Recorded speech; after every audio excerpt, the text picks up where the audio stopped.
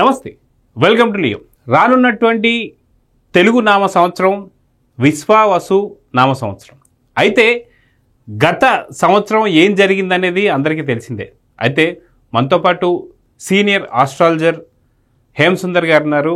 ఆయన గతంలో మనకు తెలిసి బాలయ్య నామ సంవత్సరం అని చెప్పి చెప్పుకున్నారు 2024 మొత్తం కూడా. ఎందుకంటే దాదాపు బాలకృష్ణ గారికి వచ్చే సినిమాలు కావచ్చు, బుల్లితెర కావచ్చు, వెండితెర కావచ్చు, ఇంకేదైనా సరే, అది రాజకీయం కావచ్చు, మరేదైనా సరే, హ్యాట్రిక్ మీద హ్యాట్రిక్ కొట్టుకుంటూ వెళ్ళిపోయారు అని చెప్పుకోవచ్చు.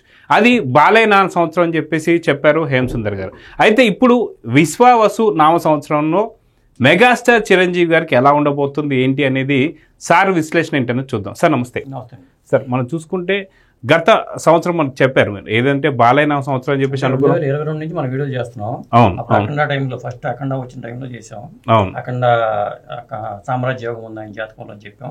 అలాగే 2022 బాలయ్య నామ సంవత్సరం అంటే చేసాం. 2023 చేసాం, 2024 చేసాం. చిరంజీవి గారు మనం టచ్ చేయాలి. చిరంజీవి గారు ఇప్పుడు అడుగుతున్నారు కాబట్టి ఆయన సినిమాలు రాబోతున్న సినిమాలు విశ్వంబర ఉంది కాబట్టి ఇది విశ్వావసు నామ సంవత్సరం కాబట్టి మనం ఎనాలిసిస్ చేద్దాం. అంటే సాధారణంగా సినిమా అంటేనే సెంటిమెంట్ ఉంటుంది కాబట్టి విశ్వావసు నామ సంవత్సరం రాబోతున్న సమయంలోనే విశ్వంబర రావడం అంటే, ఎందుకంటే దాదాపు ఇది సంక్రాంతి టైంలో బరిలో నించోవాల్సినటువంటి ఒక సినిమా విశ్వంబర.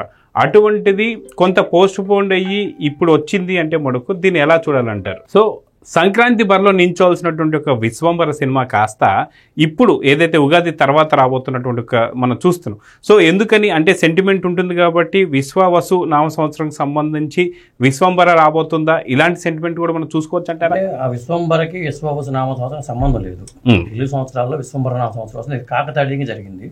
అయితే చిరంజీవి గారి జాతకాన్ని విశ్లేషణ చేసేటప్పుడు చిరంజీవి గారు పుట్టిన మీకు ఆగస్టు 22, 1955 అండి.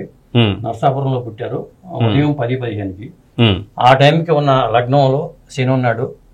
అలాగే గురువు ఉచ్చలో ఉన్నాడు. ఇక్కడ కాలసర్ప దోషం అంటాం మనం. రావుకేతుల మధ్యలోనే గ్రహాలు ఉన్నాయి. ఆయన జాతకంలో ఉన్న గ్రహస్థితులన్నీ చూసుకుంటే ఇక్కడ లగ్నంలో శని ఉన్నాడు. లగ్నంలో శని ఉన్న వాళ్ళకి ఏంటంటే శని ఉచ్చలో ఉన్నాడు. ప్రత్యేకంగా చెప్పుకోవాల్సింది ఏంటంటే చిరంజీవి గారి జాతకంలో ఈ శని ఈ గురువు ఏమవుతుందంటే గురువు ఏమో హంసం పంచమహాపురుష యోగాలు 5 యోగాలు ఉంటాయి. ఆ పంచమహాపురుష యోగాల్లో హంస మహాపురుష యోగం గురువు వల్ల ఏర్పడింది. అంటే గురువు ఉచ్చిలో ఉండటము, లగ్నం నుంచి కేంద్రంలో ఉండటం అనేది కారణంగా హంస మహాపురుష యోగం ఏర్పడింది. పంచమహాపురుష యోగాల్లో రెండో ముఖ్యమైన యోగం శశ మహాపురుష యోగం. శని ఉచ్చిలో ఉండటము, లగ్నంలో ఉండటం. ఈ 2 యోగాలతో పాటు లగ్నంలో శని ఉండటం అంటే స్వయం కృషితో పైకి వస్తారు వాళ్ళు. ఏదైనా పాపగ్రహం లగ్నంలో ఉన్నప్పుడు బలమైన స్థితిలో ఉన్నప్పుడు ఏంటంటే స్వయం కృషితో వాళ్ళు పైకి వస్తారు. అది జనరల్ గా చెప్పే మనకి చిరంజీవి గారికి సంబంధించిన ప్రిడిక్షన్. అది ఆయన పుట్టింది ఏంటంటే నక్షత్రం వచ్చేసి చిత్త నక్షత్రం, కన్యారాశి. అది ఇక ఇప్పుడు రాబోయే సంవత్సరంలో మీరు అడిగారు కాబట్టి ఇప్పుడు ఉగాది కాడ రాబోతుంది కాబట్టి ఇక్కడ ఏమవుతుందంటే ఈ 2-3 నెలల్లో జరిగే పరిణామాలు ఏంటంటే ప్రధానంగా మే వరకు కూడా మార్చి, ఏప్రిల్, మే ఈ 3 నెలల్లో జరిగేది ఏంటంటే 4 గ్రహాలు మారుతున్నాయి. లాంగ్ స్టాండింగ్ గ్రహాలు 4 గ్రహాలు మారుతున్నాయి. ఒకటి మా 28వ తారీఖుని మార్చి 28ని శని ఇప్పుడు గోచారంలో శని ఏంటంటే ఇక్కడ ఉన్నాడండి. గోచారంలో ఉన్న శని ఇక్కడ ఉన్నాడు. ఈ శని ఇక్కడ నుంచి ఇటు మూవ్ అవుతున్నాడు. ఇక్కడ మార్చి 28ని ఇక్కడికి వస్తాడు. ఇక్కడికి వచ్చినప్పుడు ఏమవుతుందంటే మన సూత్రాలు చెప్పాం కాబట్టి భృగు జాతకం ప్రకారం ఇక్కడ ఉన్న శని జాతక గురువుతో 159 కాంబినేషన్ లో జాతక గురువుతో కనెక్ట్ అవుతున్నాడు. అంటే 2.5 years శని ఉంటాడు. ఈ 2.5 సంవత్సరాలు కూడా చిరంజీవి గారికి అద్భుతమైన యోగం అని చెప్పాల్సి వస్తుంది. సాధారణంగా శని అంటే అదేదో ఏమంటారు శాపాలో లేదంటే ఇంకోటి అనుకుంటారు కదా. ఇక్కడ శని గురువుతో కనెక్ట్ అవడం, బలమైన గురువుతో కనెక్ట్ అవటం, ఉచ్చిలో ఉన్న గురువుతో హంస మహాపురుష యోగంలో ఉన్న గురువుతో కనెక్ట్ అవడం అనేది రాబోయే రోజుల్లో చిరంజీవి గారికి అద్భుతమైన జాతకం చెప్పాల్సి వస్తుంది. పైగా శని కూడా ఆయన మేలు చేసే స్థితిలో ఉన్నాడు. అంటే తులా లగ్నం వాళ్ళకి శని యోగిస్తాడు, ఉచ్చిలో ఉన్నాడు. పైగా శని ఆయనకి ఇబ్బంది పెట్టే గ్రహం కాదు. సినిమాల పరంగా అద్భుతమైన యోగాన్ని ఇచ్చే గ్రహంగా చెప్పాల్సి వస్తుంది. ఆయనకి రాజకీయాల పరంగా యోగాలు ఉండకపోవచ్చు కానీ సినిమాల పరంగా అద్భుతమైన యోగాన్ని ఇచ్చే జాతకంగా చిరంజీవి జాతకం చెప్పాల్సి వస్తుంది. దీంతో పాటు ఇంకొకటి ఏంటంటే పరిణామాలు ఇప్పుడు గురువు ఇక్కడ ఉన్నాడండి. గోచారంలో గురువు ఇక్కడ ఉన్నాడు. ఈ గురువు ఇక్కడ మూవ్ అవుతున్నాడు. ఇక్కడ 1 year ఉంటాడు. ఇక్కడ 1 year ఉండటంతో పాటు ఇక్కడ నుంచి మళ్ళీ ఇక్కడ మూవ్ అవుతాడు. అంటే 2 years. అంటే గురువు మీదకి గురువు రావటం, ఈ జాతకంలో ఉండే గురువు మీదకి గురువు రావడంతో పాటు అంటే డబుల్ ఇంపాక్ట్ అనేది కనిపిస్తుంది. అంటే గురుబలం పెరుగుతుంది, శని గురువుతో కనెక్ట్ అవ్వడం పెరుగుతుంది. ఇవన్నీ చూసుకుంటే రాబోయే 2.5 years అంటే 2029 వరకు దాదాపు 2.5 years పాటు అంటే 2025 2028 వరకు దాదాపు ఈ శని గోచారం కానీ గురు గోచారం కానీ ఆయనకు అద్భుతంగా యోగిస్తుంది. ఆయన ఏ సినిమాలు చేసినా ఏం చేసినా కానీ మనం గతంలో బాలయ్య నామ సంవత్సరం అన్నాం కాబట్టి ఇప్పుడు చిరంజీవి నామ సంవత్సరంగా మనం చెప్పుకోవచ్చు సినిమా ఫీల్డ్ పరంగా చూసుకుంటే. అంటే ఆయన చేసే సినిమాలకు విశ్వంబర వస్తూ రాబోయే సినిమా అది బహుశా టైం బాగుంది కాబట్టి మనం రాలేదేమో, ఇప్పుడు టైం కూడా బాగుండబోతుంది కాబట్టి ఈ నెలాఖరు నుంచి శని గోచారం కూడా మారుతుంది కాబట్టి మంచి టైంలోనే విశ్వంబర సినిమా వస్తుంది. ఆ తర్వాత మళ్ళీ సంక్రాంతికి ఇప్పుడు సినిమా ఉంది కదా, సంక్రాంతి తెలుగు సినిమా అనిల్ రావిపూడిది. అవన్నీ ఇంకా పట్టాలు ఎక్కలేదు. కానీ జనరల్ గా చెప్పాలంటే రాబోయే సినిమాలు కానీ ఏ సినిమాలు అయితే ఉన్నాయో మనకు సినిమాలు కూడా చేస్తూ ఉంటాం కాబట్టి శ్రీకాంత్ బదిలీ సినిమా కానీ ఏదైనా కానీ ఈ 3 సినిమాల పరంగా చూసుకున్నా ఆయన జాతకం ప్రకారం చూసుకున్నా కానీ అద్భుతమైన యోగంతో ఆయన జాతకం అయితే ఉంది. ఇంకొకటి ఏంటంటే ఆయనకి బుధ మహాదశ నడుస్తుంది 2029 వరకు. బుధ మహాదశ బుధుడిలో గురువు అంతర్దశ నడుస్తుంది. అది వెళ్ళిపోయిన తర్వాత శని అంతర్దశ వస్తుంది. గురువు శని 2 గ్రహాలు ఆయనకి జాతకంలోనే యోగించే గ్రహాలు కాబట్టి అద్భుతమైన జాతకం చెప్పచ్చు. అయితే ఓవరాల్ మనం చూసుకుంటే చిరంజీవి గారి కెరియర్లో ఆయనకు స్టార్డమ్ తీసుకొచ్చిన సినిమా ఖైదీ అయితే అక్కడి నుంచి కూడా ఎక్కడ ఫ్లాపులు లేకుండా దాదాపుగా కొన్ని సినిమాలు తీసుకుంటూ వచ్చారు. కానీ ఎప్పుడైతే 150 సినిమాలు అయిపోయిన తర్వాత కొద్దిగా వెనకబడ్డట్టుగా ఉంది. మొన్న చూసుకుంటే మొన్న ఆచార్య కావచ్చు, బోలశంకర్ కావచ్చు, ఇలాంటి సినిమాలు కొంత నిరాశపరిచాయి. కానీ ఇప్పుడు ఈ గ్రహస్థితులు మారినందున వల్ల విశ్వంబర ఒక మంచి హిట్ కాబోతుందా, దాని తర్వాత రాబోయే శ్రీకాంత్ ఓదెల సినిమా కావచ్చు, లేదా అనిల్ రావిపూడి సినిమా కావచ్చు, ఇక్కడి నుంచి పూర్తి స్థాయిలో చిరంజీవి గారిని మనం చూడబోతున్నాం. ఎందుకంటే గతంలో మనం చూసాం కొంత రాజకీయాల వైపు, కొంత సినిమాల వైపు. కాక మొన్న ఈ మధ్య చెప్పేశారు కంప్లీట్గా నేను ఇంకా రాజకీయాలు వదిలేస్తున్నాను, కంప్లీట్గా నేను సినిమాకే పరిమితం కాబోతున్నాను అని చెప్పి.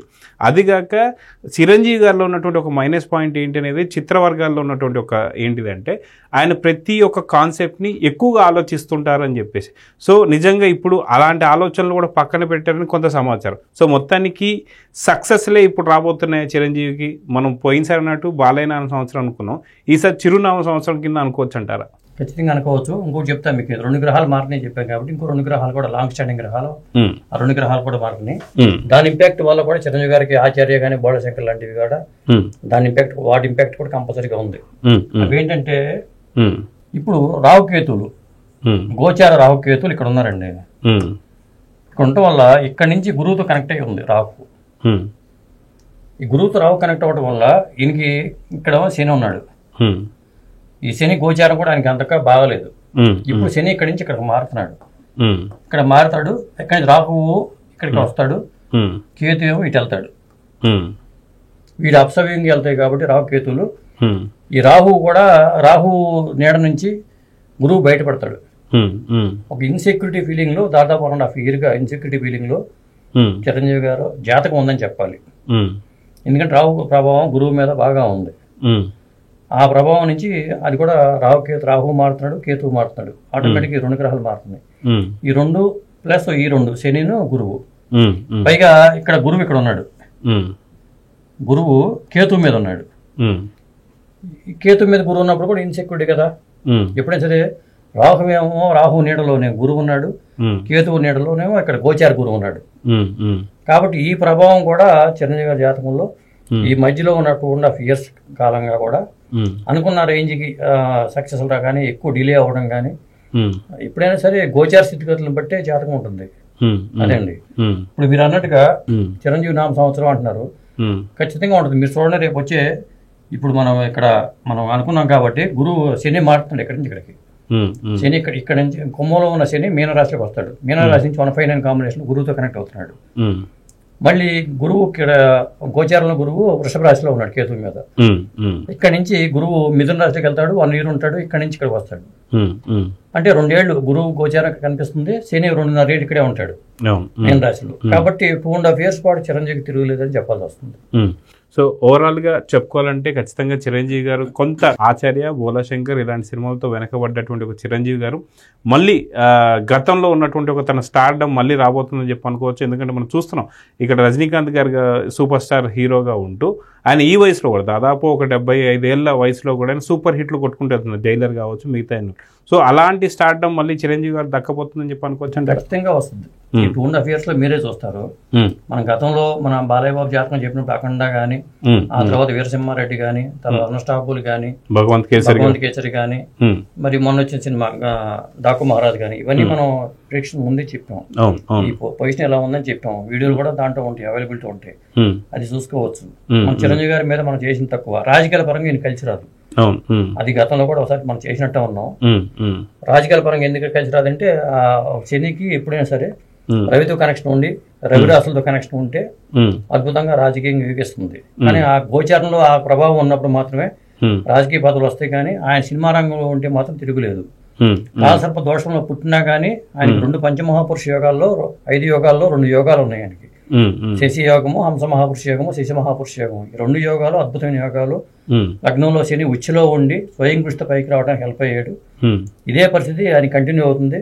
రేపు ఈ బుధ మహాదశ వెళ్ళిపోయిన తర్వాత కూడా ఆయన అద్భుతమైన యోగాలే ఉన్నాయి జాతకంలో. అదండి. సో ఇదండి మొత్తానికి మెగాస్టార్ చిరంజీవి గారికి సంబంధించి విశ్వంబర అప్పుడు ఏదైతే సంక్రాంతి బరిలో నించోవాల్సినటువంటి సినిమా కొంత డిలే అయినా సరే ఒక మంచి టైంకి అయితే రాబోతుంది. అయితే విశ్వావసు నామ సంవత్సరం కాబోతుంది. అయితే ఈ యొక్క సంవత్సరంలోనే చిరంజీవి గారు విశ్వంబర రిలీజ్ కావడం కావచ్చు. దాని తర్వాత రానున్నటువంటి సినిమాలన్నీ కూడా దాదాపు ఒక 2.5 సంవత్సరాల నుంచి 3 సంవత్సరాల దాకా చిరంజీవి గారికి ఇంకెక్క అడ్డు లేదని చెప్పుకోవచ్చు. సో మొత్తానికి ఈ ఉగాది తర్వాత నుంచి మాత్రం ఈ సంవత్సరం మాత్రం చిరంజీవి నామ సంవత్సరం కింద పిలుచుకోవాలని చెప్తున్నారు. సో చూద్దాం ఏం జరగబోతుందో. నమస్తే.